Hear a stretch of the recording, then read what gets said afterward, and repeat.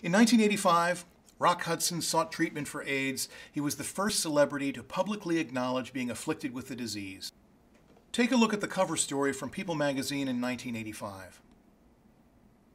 His admission helped bring the issue to light, but anti-gay sentiment was already, as we have seen, deeply embedded in U.S. culture.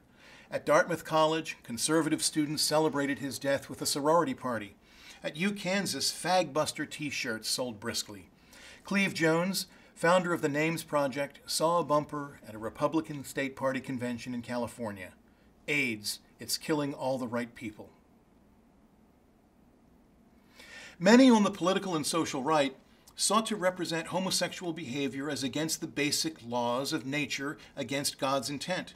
The Catholic theologian Eugene Clark stated, "Sodomy was at odds with basic Christian teachings. Sodomy is not a birthright," he said. "Like adultery and running a red light, it is a voluntary act, and like them, it has consequences." The Catholic Church generally rejected AIDS victims from the start. The epidemic challenged the Catholic Church's doctrine, and in 1986, the Vatican ordered U.S. bishops to stop any support of gay groups. The Church insisted on monogamous sex within marriage without use of condoms, and partly the difficulty with the Catholic Church related to homosexuality within its own ranks.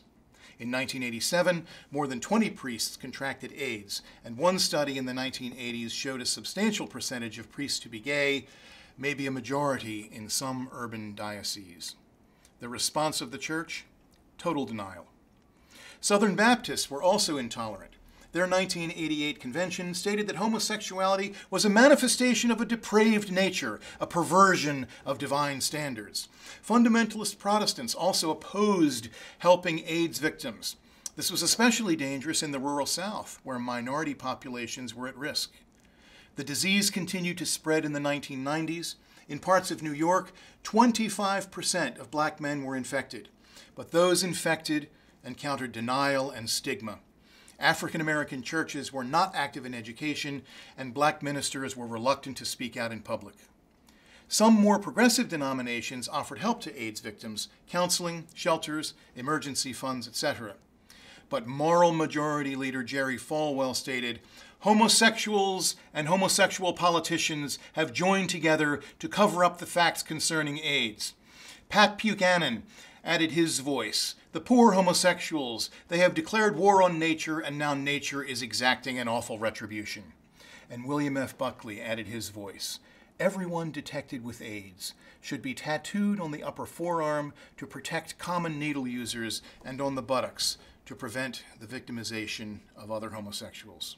And Anita Bryant, a popular singer and spokesman for the Florida Orange Juice Company, spoke for many. This clip shows the kind of mainstream objections the gay movement faced in the late 1970s.